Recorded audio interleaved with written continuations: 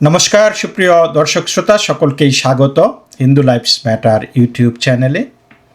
দর্শক, গতকালকে একটা ভিডিওর ক্লিপ ভাইরাল হয়েছে।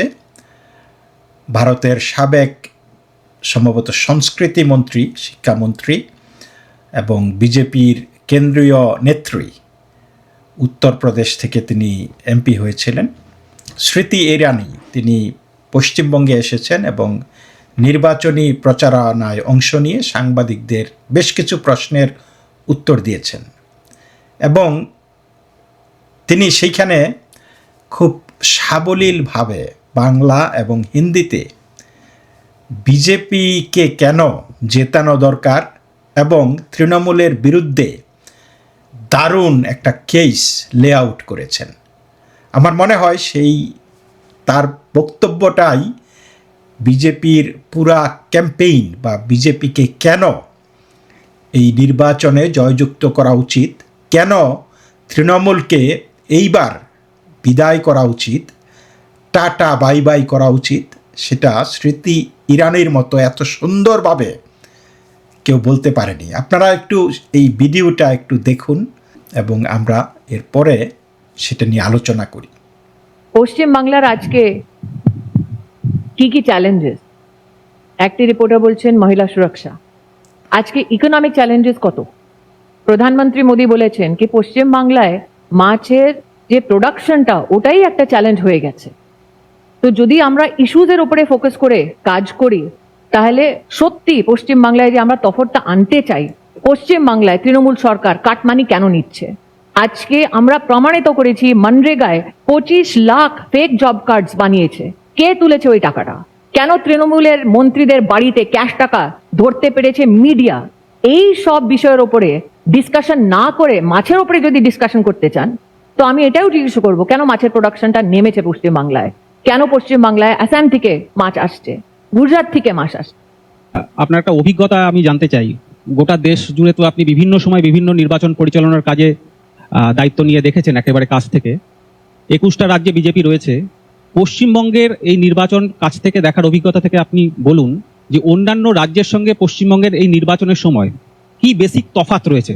তার কারণ রেকর্ড সংখ্যক বাহিনী দিয়ে পশ্চিমবঙ্গে ভোট পড়াতে হচ্ছে। আজকেও আমরা সেই তথ্য পেয়েছি।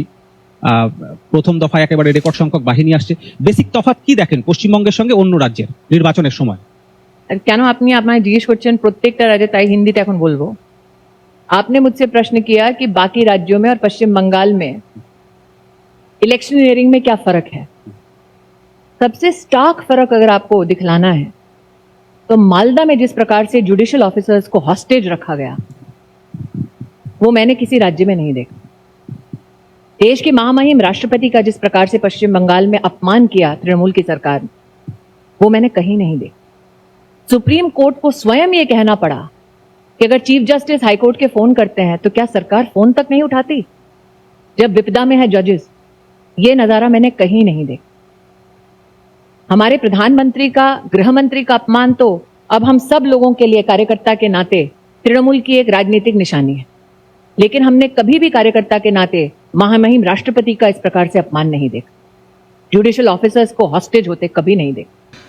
সো দর্শক, আপনারা শুনলেন যে কি সাবলীলভাবে তিনি বিজেপির কেসটা জনগণের সামনে লেআউট করেছেন। আমি মনে করি যে এরকম একজন স্পোকসপারসন যেই দলে আছে এত সুন্দরভাবে ইস্যুটাকে তুলে ধরেছেন এবং এই মুহূর্তে পশ্চিমবঙ্গে অনেক নয়েজ হচ্ছে।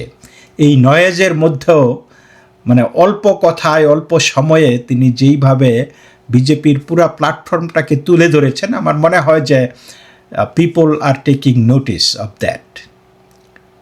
তো আমরা পশ্চিমবঙ্গ যখন ভাবি তখন কিন্তু এখনও আমাদের মনে জাগে যে পশ্চিমবঙ্গ শিল্প, শিক্ষা আর সংস্কৃতি এই বিষয়গুলিতে ভারতকে পথ দেখায়।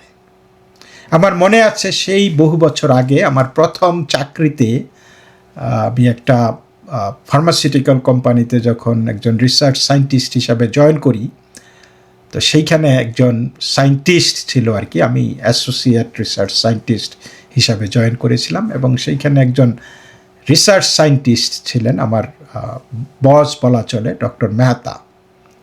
তো প্রথম দিনেই আমাকে তিনি বললেন যে ও তোমরা বাঙালি, তুমি কলকাতার? আমি বললাম যে না, আমি কলকাতার না, আমি বাংলাদেশের। বাট বললো যে হোয়াট এভার, তোমরা বাঙালিরা খুবই স্মার্ট, এই যে যত বইপত্র পড়ে আমরা বড় হয়েছি সেই বইগুলি লিখতো বাঙালিরা, কিন্তু তোমাদের সমস্যাটা হলো তোমরা বই লেখো কিন্তু বই পড়ো না।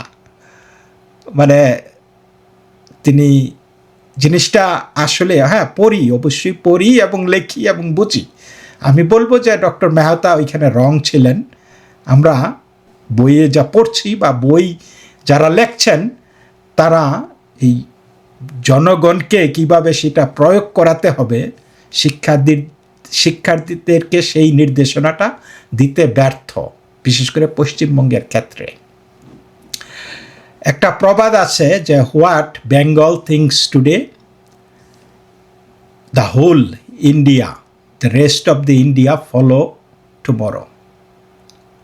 অর্থাৎ আজকে পশ্চিমবঙ্গ যা ভাবছে ভারত সেটা কালকে অনুসরণ করছে। সেই পশ্চিমবঙ্গের কি বেহাল আজকে আপনারা দেখেছেন, যে পশ্চিমবঙ্গ থেকে যুবকরা তাদের পরিবার পরিজন ফেলে, তাদের স্ত্রী বা ছোট্ট শিশু ফেলে ভিন রাজ্যে মাসের পর মাস গিয়ে কামলা খাটে। তাও আর যদি যেই সমস্ত ভারতীয়রা অন্য ভিন রাজ্যের যারা কামলা খাটে তারা কিন্তু দেশে কামলা খাটে না, তারা বিদেশে কামলা খাটে। অর্থাৎ পশ্চিমবঙ্গ এই কামলা খাটায়ও যেমন পিছিয়ে আছে, বিদেশে যাবার ক্ষেত্রেও পিছিয়ে আছে। আপনি ভারতের ভিতরে পশ্চিমবঙ্গের কামলা পাবেন, আর যদি কামলা বহির্বিশ্বে আপনি পান সেটা আপনি পাবেন অবাঙালি। বহির্বিশ্বে বাঙালি যারা আছে, পশ্চিমবঙ্গের বাঙালি তারা খুবই প্রতিষ্ঠিত, তারা খুবই শিক্ষিত এবং তারা তাদের স্ব ক্ষেত্রে খুব ভালো। কিন্তু কামলার সংখ্যা বিদেশে পশ্চিমবঙ্গের বাঙালিদের সেই সংখ্যাটা খুব কম। অর্থাৎ যারা ভালো তারা সব জায়গায়ই ভালো, তারা চলে আসতে পারে, কিন্তু ইকোনমিতে ভালো মন্দ সব রকমেরই তো ওয়ার্কার প্রয়োজন। তো সেই পশ্চিমবঙ্গে হয় এক্সট্রিম ভালো করতেছে, আর যেই যারা এক্সট্রিম ভালো না তাদের কোনো জায়গা নাই, এমন একটা পরিস্থিতি হয়েছে পশ্চিমবঙ্গে। তাহলে এই জায়গায় দাঁড়িয়ে আমরা এই রাজ্যটাকে নিয়ে কি ভাবতে পারি? রাজ্যটা দুর্নীতিতে আচ্ছন্ন হয়ে পড়েছে, রাজ্যের কোথাও নিরাপত্তা নাই, চরম অরাজকতা বিরাজ করছে সর্বত্র। সুতরাং এইগুলিতে আলোচনা না করে আমরা টিএমসি দেখছে সে আলোচনা করতেছে যে বিজেপি জিতলে নাকি মাছ আর মাংস আপনি খেতে পারবেন না। আরে মাছ আর মাংস তো এমনিও খেতে পারে না, মাছ মাংস খেতে হলে তো টাকার প্রয়োজন হয়, তাই না? অন্তত এই মাছ মাংস খাওয়ার জন্য এই তৃণমূলকে তাড়ানো খুবই প্রয়োজন। আজকের মানুষের সামনে একটা না অনেকগুলি বাস্তব সমস্যা আছে। নারীর নিরাপত্তা, বেকারত্ব, অর্থনীতি। আর শাসক দল বলতেছে বিজেপি এলে মাছ মাংস খাওয়া বন্ধ হয়ে যাবে। ভাবতে পারেন এইটাই কি তাদের নির্বাচনের ইস্যু? তারা কি কলকারখানা যা কিছু করে করা দরকার করে ফেলেছে? কয়েকদিন আগে আমি একটি ভিডিওতে দেখলাম, মদন মিত্রকে জিজ্ঞেস করা হচ্ছিল যে আবার যদি আপনি নির্বাচনে জিতবেন তাহলে কি উন্নয়ন করবেন, কি করার বাকি আছে। তখন তিনি বলতে পারলেন না। তিনি বললেন যে কোনো কিছুই তো দেখতেছি না, যা করার তো সব করে ফেলেছি। তো একজন রাজনীতিবিদ যখন বলে যা করার তিনি করে ফেলেছেন এবং সামনে কি করবেন আগামী 4 বছর দেখতে পাচ্ছেন না তিনি, তাহলে তিনি কি একটা এক্সপায়ার্ড মাল না? তাকে কেন আপনি নির্বাচিত করবেন? আর তিনি বা কেনই বা ভোটে দাঁড়াবেন? তার যদি আর কিছু করারই না থাকে, তিনি কি খালি ওই চেয়ার গরম করবেন বসে বসে? ও লাভলি লাভলি বলে যাবেন? আমি বুঝলাম না, আপনারা হয়তো নিশ্চয়ই মদন মিত্রের সেই কথাটা শুনেছেন। আমি দিতে পারলাম না এইখানে, বাট আমি শুনেছি সেটা। তাকে জিজ্ঞেস করছে যে আপনি পরবর্তী 4 বছরে কি করবেন, তিনি বলতে পারলেন না। তিনি বলছেন যে না, এই মুহূর্তে কোনো কিছু মনে আসছে না, যা করার তো করে ফেলেছি। চিন্তা করতে পারেন, তারপরেও এরা স্বপ্ন দেখে নির্বাচনে জেতার। কি কারণে তাদেরকে নির্বাচনে জেতাবে, তার যদি সেই কিছু করারই না থাকে। এইটাই হলো পশ্চিমবঙ্গ।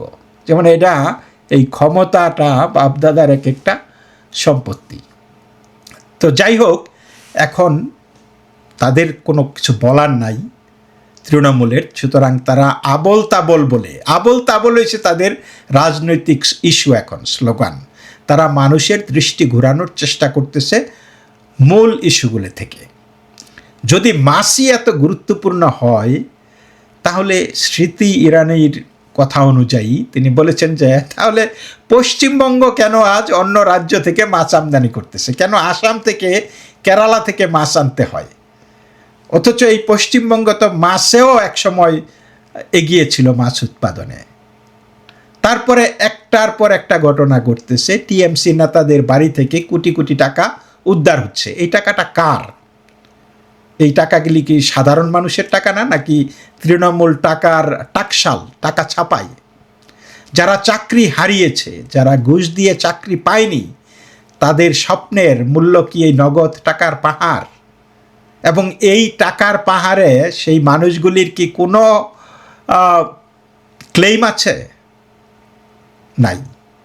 টাকা দিয়েছে, তারা খেয়েছে, টাকার পাহাড় গড়েছে। এই যে যুবরাজ অভিষেক ব্যানার্জি, তো লিপস অ্যান্ড বাউন্ডস তার কোম্পানি, এই কোম্পানির 145 কোটি না 200 কোটি টাকা বাজেয়াপ্ত হয়ে গেছে। কি অবলীলায় এই টাকা যে কেন বাজেয়াপ্ত হলো সেইটাও সে জানতে চায় না। এই টাকা ফেরত দেওয়া হোক সেইটাও সে চায় না। এতই টাকা তার আছে যে এই টাকা 100-200 কোটি টাকা বাজেয়াপ্ত হলে যায় আসে না। বা এই টাকার কি মায়া নাই? মানে নিজের রোজগারের টাকা হলে কিন্তু মায়া থাকে। আমার 2টা টাকা পকেট থেকে গেলে আমি চিন্তা করি যে টাকাটা নষ্ট হয়ে গেল। তাহলে এই 100-200 কোটি টাকার চিন্তাই তার নাই। চিন্তা করতে পারছেন? পশ্চিমবঙ্গের নারীদের নিরাপত্তা, এটা নিয়ে অনেক আন্দোলন হয়, অনেক কিছু বলা হয়, কিন্তু দিন শেষে তথৈবচ, কোনো কিছুই হয় না। প্রতিদিন কোথাও না কোথাও অপরাধ হচ্ছে। কিন্তু সরকার কি বলে? সরকার বলে যায় একটু একটু তো হবেই, ধর্ষণের মতো ঘটনা। মুখ্যমন্ত্রী বলে যে আমি কি সব জায়গায় পাহারা দিয়ে রাখতে পারবো, সব কিছু আমি থামাইতে, 1-2টা তো এদিক সেদিকে হবেই। চিন্তা করেন। তারপরে আবার বলে যে এই মেয়ে প্রেম ছিল, প্রেম হলেই কি ধর্ষণ করতে হয়? স্বামী স্ত্রী হলেই কি ধর্ষণ করতে হয়? তারপরে আরও আরও আরও অনেক আজগুবি কথাবার্তা আমরা শুনি এই তৃণমূলের নেতা নেত্রীদের কাছ থেকে। এটা অনবরত। কিন্তু আজকে দেখেন যে চারিদিকে কি বিশ্রী অবস্থা। ইভেন কালকে দেখলাম একজন নির্মল দত্ত না কোন ব্যক্তিকে গ্রেপ্তার করা হয়েছে। তিনি বলেছেন যে ভোট কোন জায়গায় জনগণ দেবে সেইটা তারা জানবে। আধার কার্ডের লগে নাকি কীভাবে লিঙ্ক আছে, সুতরাং বি কেয়ারফুল। তোমরা কোথায় ভোট দিচ্ছ? তোমরা মনে করছো গোপন বুথে গিয়ে ভোট দিবা আমাদের বিরুদ্ধে? ঠেলা সামলাতে হবে, কিন্তু পরে আমরা কিন্তু জেনে যাব তুমি কোথায় ভোট দিয়েছ। এই যে কিছুদিন আগে এসআইআর নিয়ে মালদায় যেই বিচারকদের ওপর যে হামলা হলো, তাদেরকে জিম্মি রাখা হলো, এটা কি ভয়াবহ ঘটনা, চিন্তা করতে পারেন? এইটাই কিন্তু পশ্চিমবঙ্গের একটা সংকেত। এখানে এই প্রেস মিটে প্রশ্ন উঠেছে যে 21টা রাজ্যে বিজেপি সরকার আছে, তো এই রাজ্যে তো স্মৃতি ইরানি বা বিজেপি সরকার নির্বাচন পরিচালনা করে, তো সেই সব রাজ্যে থেকে পশ্চিমবঙ্গের নির্বাচনে আলাদা, মানে নির্বাচনটা আলাদা কেন? যে এইখানে হাজার হাজার কেন্দ্রীয় বাহিনী দিয়ে নির্বাচন করা হচ্ছে, বিষয়টা কি?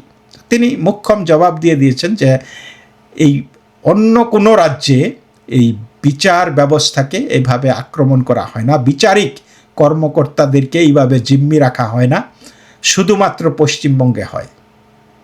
হাইকোর্টের প্রধান বিচারপতি সরকারি কর্মকর্তাদের সাথে যোগাযোগ করে তার নাগাল পায় না, ফোর্স আসে না, ফোন ধরে না, এইগুলি পশ্চিমবঙ্গেই হয়, অন্য কোথাও হয় না। মোক্ষম জবাব দিয়েছেন। তিনি বলেছেন যে একমাত্র পশ্চিমবঙ্গেই দেশের মহামহিম রাষ্ট্রপতিকে অপমানিত করা হয়। মুখ্যমন্ত্রী অপমান করে যে তাদের কি কাজ নাই, তাদের পিছে পিছে ঘুরবে যে প্রোটোকল দেওয়ার জন্য। প্রধানমন্ত্রী স্বরাষ্ট্রমন্ত্রীকে নিয়মিত অপমান করা হয়। আজকে পশ্চিমবঙ্গ থেকে ভিন রাজ্যে যেই সমস্ত যুবকরা যাচ্ছে কাজের জন্য, পরিযায়ী শ্রমিক বলে আর কি, আমরা সেই ছোটোবেলায় দেখতাম আমাদের গ্রামে ধান কাটার মৌসুমে বিভিন্ন এলাকা থেকে কামলারা আসতো, আইসা 3-4 মাস থাকতো, আমরা ডেরা বানাই দিতাম, ওই ডেরার মধ্যে তারা রাতে ঘুমাইতো। তারা ভালো মানুষ ছিল, তারা এই খেতা কম্বল নিয়ে এইখানে এসে কাজ টাজ করে আবার 3-4 মাস পরে ধান টান তুলে তারা চলে যেত। তো চিন্তা করেন আজকে পশ্চিমবঙ্গের মানুষ, যুবকরা এই কাজ ছাড়া তাদের আর কোনো কাজ নাই। হয় মদ গাঁজা খেয়ে পড়ে থাকবে, মানে মদটাই চলে, কারণ মদের জন্য তো আবার বিশেষ প্রণোদনা দেওয়া হয়, আর নইলে বিদেশে যাইতে হবে পরিবার পরিজন ছেড়ে, আর কোনো কাজ নাই। মানে টোটাল একটা ডিস্ট্রাকটিভ লাইফ। একটা রাজ্য যখন তার যুবকদের ধরে রাখতে না পারে, তো সেই রাজ্যের ভবিষ্যৎ আছে বলে কি মনে হয় আপনার কাছে?